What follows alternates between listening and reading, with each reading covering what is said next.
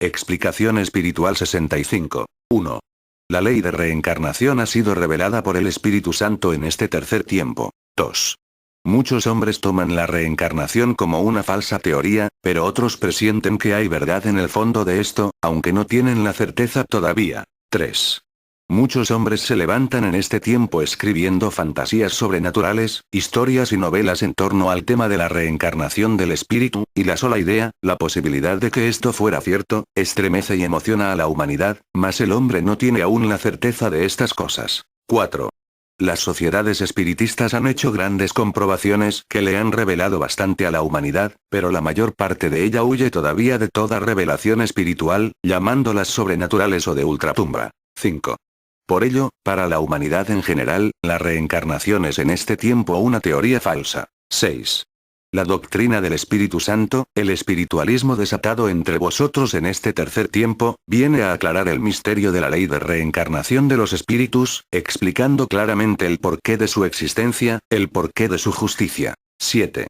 Mas ni siquiera entre vosotros ha sido cabalmente comprendida esta ley de justicia y de amor, ley que no podía faltar entre las leyes divinas, porque si así fuera, dejaría de ser perfecto y justo el Espíritu Divino. 8. El Señor no reveló ampliamente esta ley en tiempos pasados, porque la evolución de vuestro espíritu no lo permitía, y no era llegado aún el tiempo para el espíritu humano de que esas cosas le fueran reveladas, mas aún así, algunos indicios de ello hubo en los tiempos pasados. 9. La divinidad dejó traslucir, desde los primeros tiempos, esto que había de venir a revelar ampliamente en el tercer tiempo, el tiempo del Espíritu Santo. 10. Y también el espíritu del hombre, desde los primeros tiempos, tuvo la intuición íntima, recóndita, de que la reencarnación del espíritu existía. 11. En cuantos espíritus, desde los primeros tiempos de la humanidad, ha anidado el deseo de volver a esta tierra después de la muerte. Unos, por no estar hartos aún de los placeres terrenales, por no estar todavía satisfechos con su grandeza o con lo que habían perdido en el mundo. Otros, porque habían dejado una obra sin concluir, a lo que habían consagrado toda su vida y su esfuerzo, y por ello el espíritu sentía la necesidad, el anhelo inmenso de volver, de reencarnar para terminar la obra comenzada. 12. Así, muchos espíritus albergaban la intuición de que esa ley existía. 13. Uno de los mayores indicios que el Padre traslució al pueblo de Israel en el primer tiempo, fue precisamente por conducto de Elías, el profeta del carro de fuego. 14. Elías significa rayo de Dios en hebreo arcaico, y señales de su presencia en ese tiempo, lo podréis encontrar si estudiáis la mitología y las tradiciones de culturas muy antiguas. 15. Elías, el profeta, el gran espíritu que aún hoy en el tercer tiempo, os viene preparando y vela por vosotros, iluminándoos con su luz, encarnó en aquel tiempo y fue reconocido por el pueblo de Israel. 16.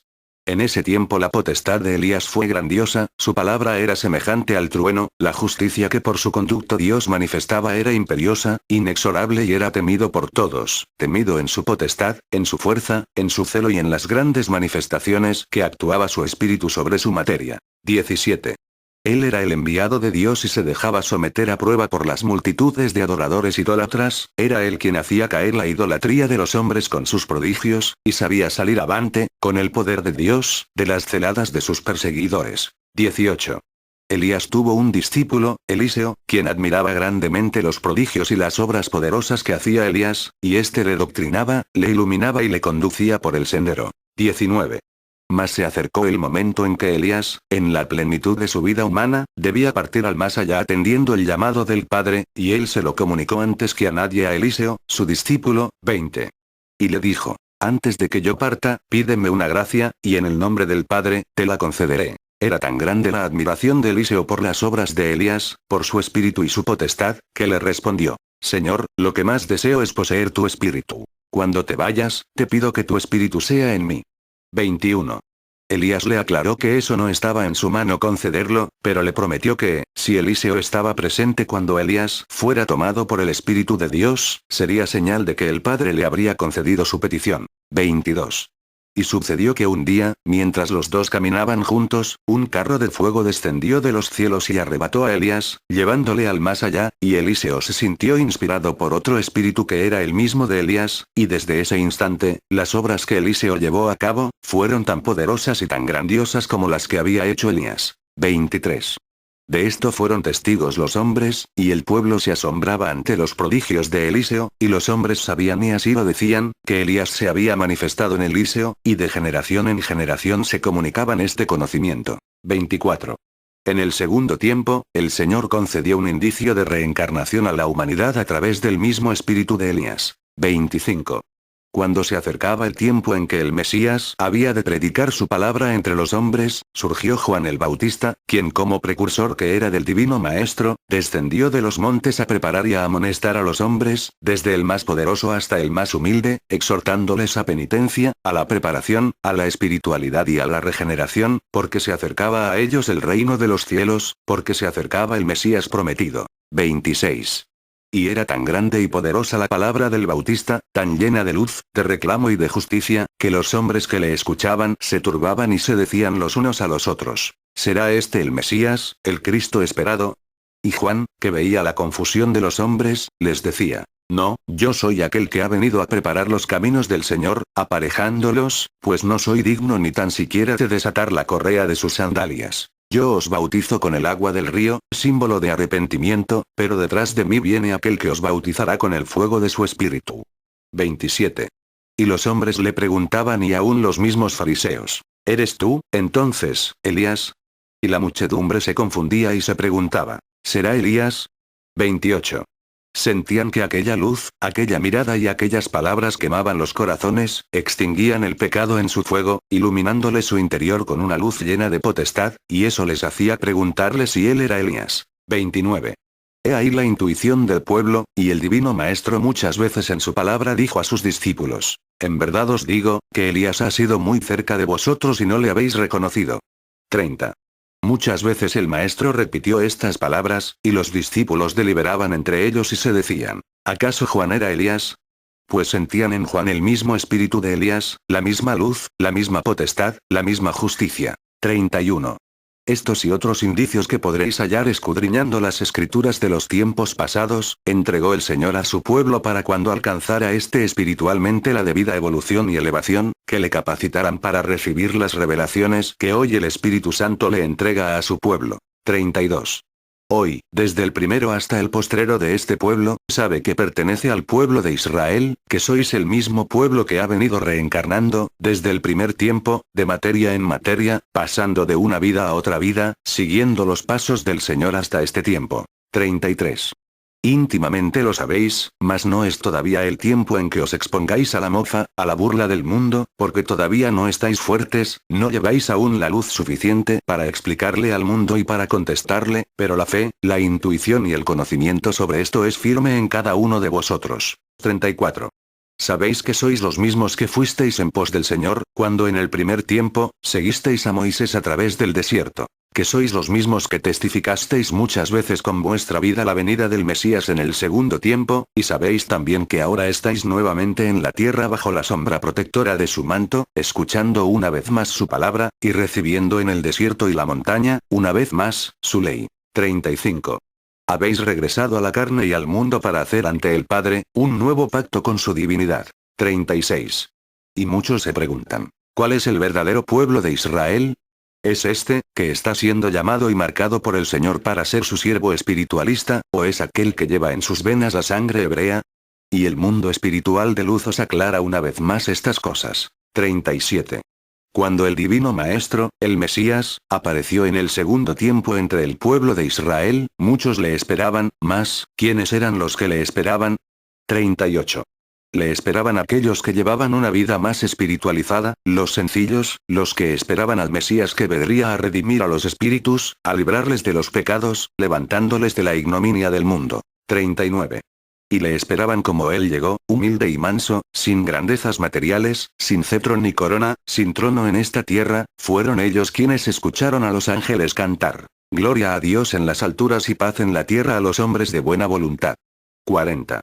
Y fueron ellos quienes le siguieron por los caminos, de comarca en comarca, de aldea en aldea, por desiertos, valles y montañas, por las riberas de los ríos, recreándose con aquella palabra celestial, almacenando en su corazón y espíritu aquel caudal de sabiduría. 41.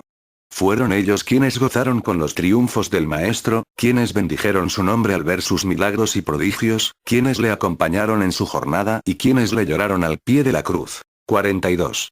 Fueron ellos quienes recibieron el reino de los cielos en su propio espíritu y quienes comprendieron a qué había venido el Mesías, y por qué se había hecho hombre su Dios. 43.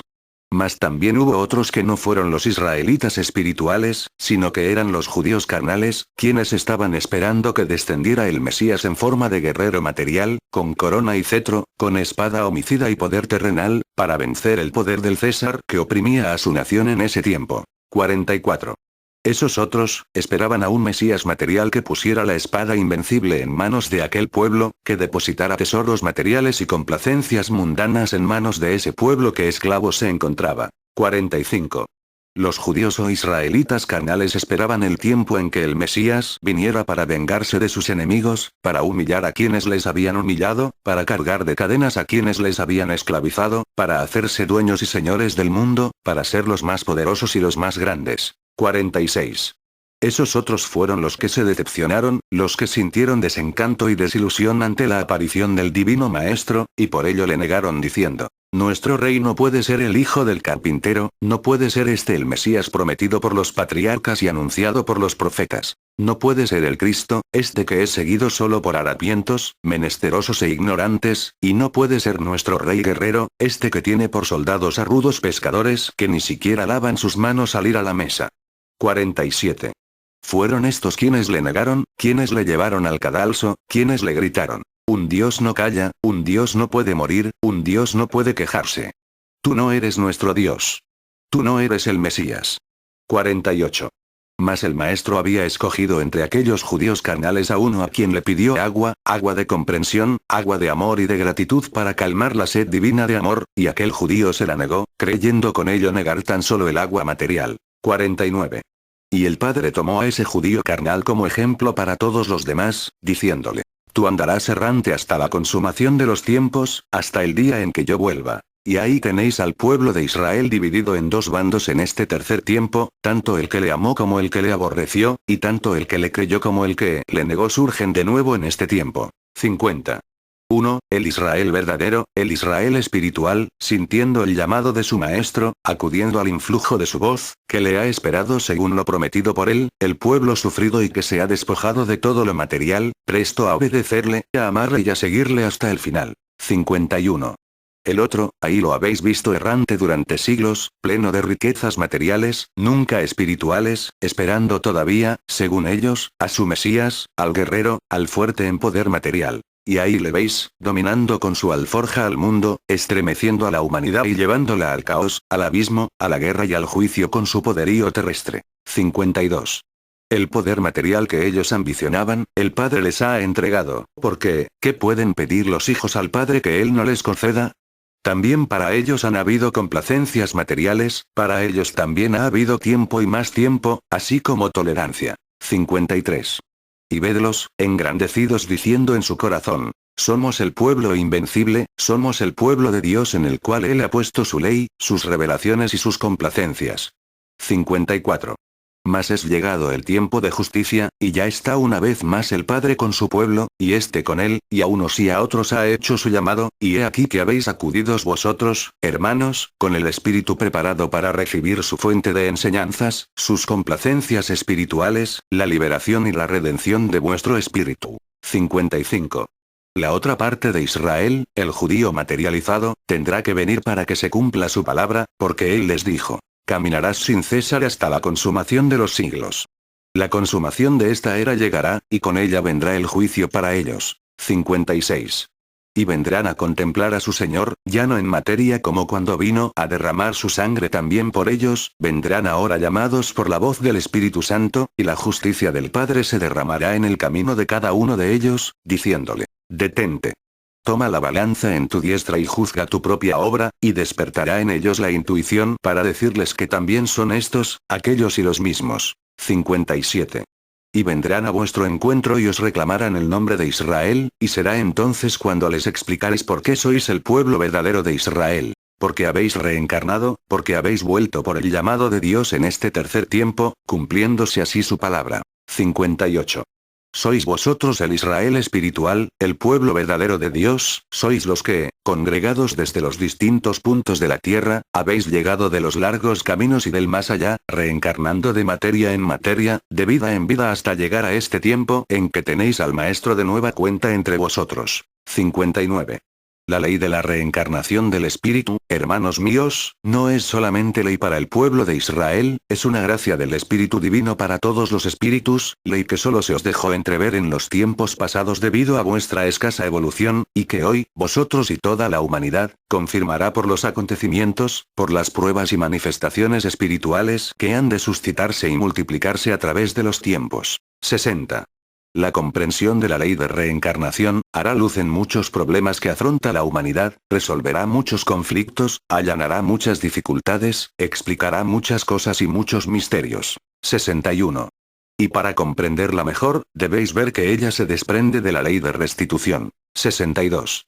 El Padre os habla de restitución espiritual, y vosotros ya habláis mucho de restitución. ¿Cuántas veces en vuestras pruebas o sufrimientos, os conformáis diciendo, esto tal vez sea por una restitución espiritual que estoy cumpliendo? 63. Porque vosotros ya sabéis que habéis habitado antes en este mundo, no sabéis cuántas veces, y que en esas veces, muchas misiones pudisteis haber dejado sin concluir, y muchos agravios habéis hecho que ahora tendréis que borrar. 64. Muchas ofensas pudisteis haber infligido a los hombres, ofensas que tendréis que purgar con vuestra reencarnación y vuestra restitución. 65. ¿Cuántos casos Dios ha juzgado de manera perfecta en su justicia infinita por medio de la reencarnación a los espíritus? 66. Si los hombres negaran esto, no os amedrentéis, no apartéis de vuestro espíritu y corazón la firmeza de esta ley que es justicia y es amor. 67. Hasta hoy el espiritualismo no os ha revelado vidas anteriores. Ni el Maestro ni su mundo espiritual de luz os hemos dicho quiénes fuisteis en pasadas vidas, qué nombre habéis llevado, a qué sexo pertenecisteis, cuáles fueron vuestras faltas y vuestros aciertos, nada de esto se os ha revelado todavía, tan solo os ha dicho el Padre. Israel, vosotros y aquellos sois los mismos, y estáis ahora en el tiempo de restitución, de evolución y perfeccionamiento. 68. Cuando vosotros tengáis un conocimiento profundo y amplio de lo que es la restitución espiritual y de lo que es la reencarnación del espíritu, cuánta elevación habrá en vuestro espíritu ante las pruebas. Cuánta resignación habrá en vosotros ante los sufrimientos, y cuánta conformidad y amor en vuestro propio destino. 69. Y cuando existan entre la humanidad este conocimiento y esta fe, cuánta elevación habrá también en el espíritu de la humanidad. 70.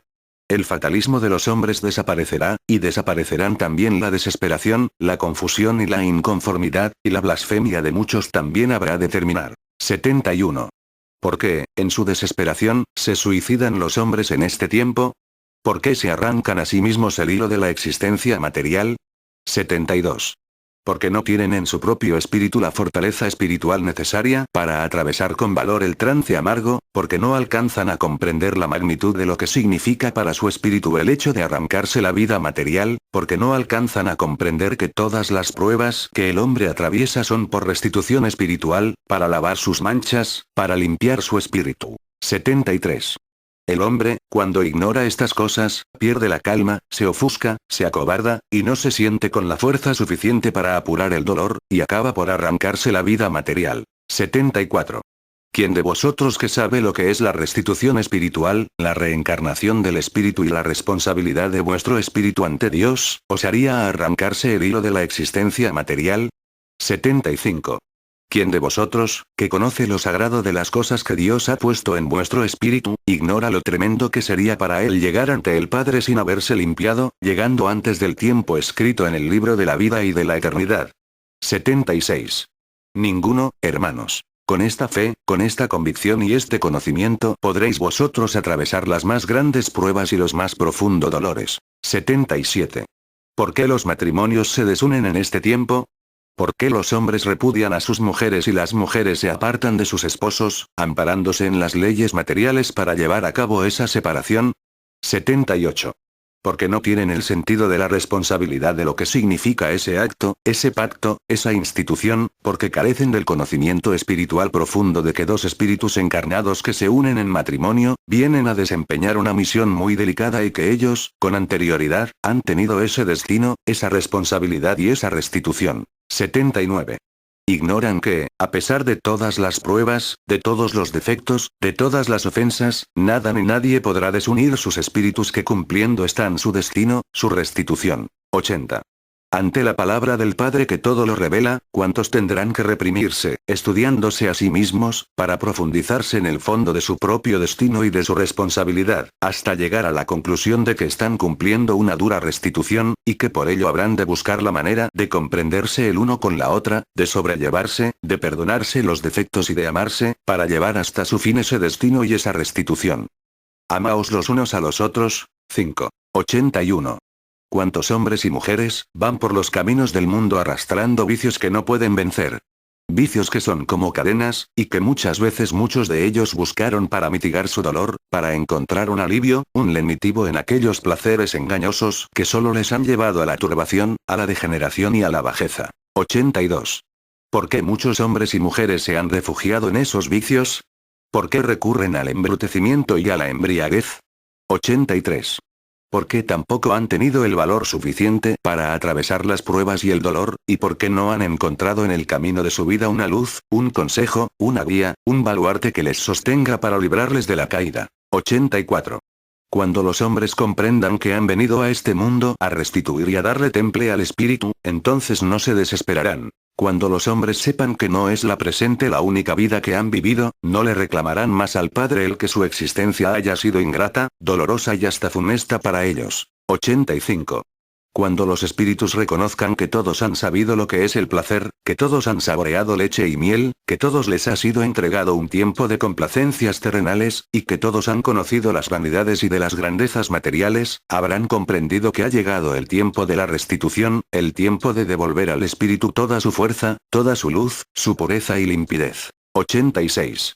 Entonces el corazón humano buscará las más sanas y nobles satisfacciones, eximiéndose de todo lo superfluo, de lo innecesario, libertándose de las bajas pasiones para recrearse el espíritu en la práctica del bien, del amor y la amistad. Buscará su recreo en la honradez, en el sano trabajo y en los honestos placeres, sin buscar más el esplendor engañoso de este mundo. 87.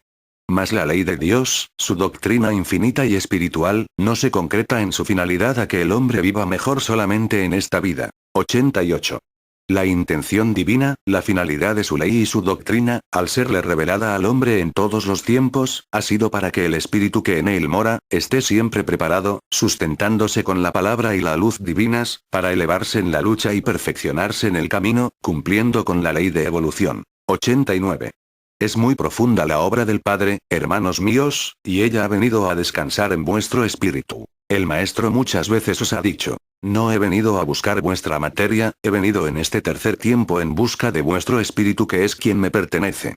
90.